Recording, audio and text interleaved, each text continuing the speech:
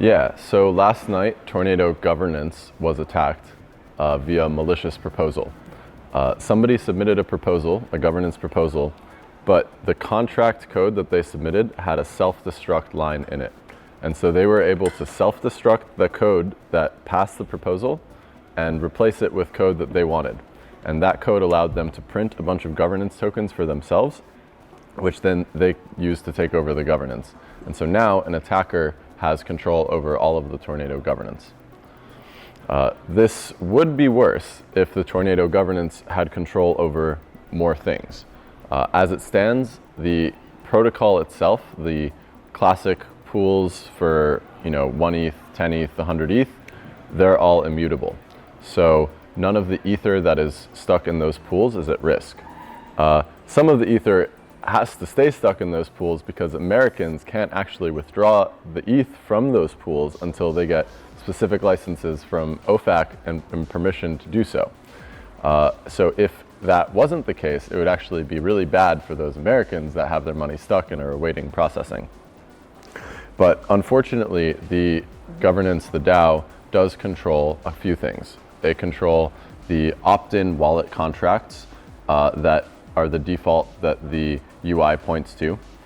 They control the ENS name, the tornado.eth, and so the URL that most people use for Tornado is tornado.eth.link, and so they can point that to wherever they want now.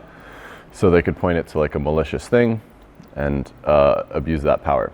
They also control the relayer registry, which is like the default set of relayers that are used in the UI.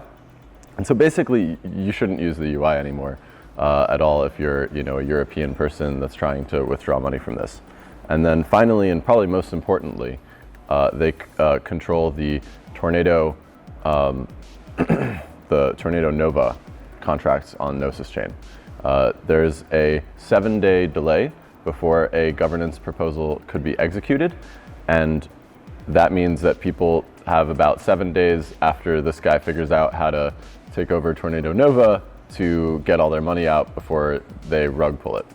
So the alarm that we should all be raising is, hey, get your money out of Tornado Nova. You have about a week to do so. Don't wait until they submit the governance proposal. You might as well get out now. I think they also control the router, which is another UI thing that points to the different pools, but it's not important for the use. So, for people who still want to use Tornado Cash overseas that would not be violating sanctions to do so, they would be able to still use the protocol and then would have to use some sort of custom relayer and coordinate that off-chain and not using the traditional UI. So, yeah, there could probably be new UIs that come online because the code is fine.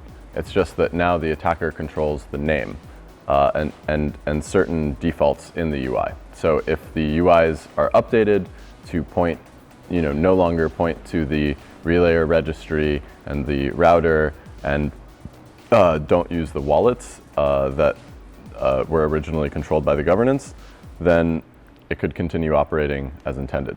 I think today is an important day for all of us to learn the value of immutability and ungovernance. It's really hard to know what you're proposing when you pass a update and the update is code. You have to treat every new update with as much scrutiny as you would your original code base. And that means you have to probably get it audited and so forth. And so we need to really raise the bar as a community on being able to update code as things are running, because it's going to end up like this. My goals were rather simple. I wanted privacy for myself and my friends. I regret to inform you all that I have not yet accomplished those goals because, well, I accomplished them temporarily, but now I still don't have a useful privacy tool for me and my friends. We're back to going through Coinbase or whatever is, still allowed by the government because Tornado is sanctioned and I can't use it. So that's not quite accomplished the goal of having privacy yet. I think privacy is important because it helps preserve freedom. You don't know whether or not the people who control the systems today are going to abuse them later. And even if you trust the people who own, the financial systems and the surveillance systems and all that, that we think keep us safe, there's always the risk that sometime later somebody else comes in, takes over power, or somehow inherits that from them, and then abuses that power. And so having privacy is a way for people to protect themselves from abuses of power in the future. This was a great event.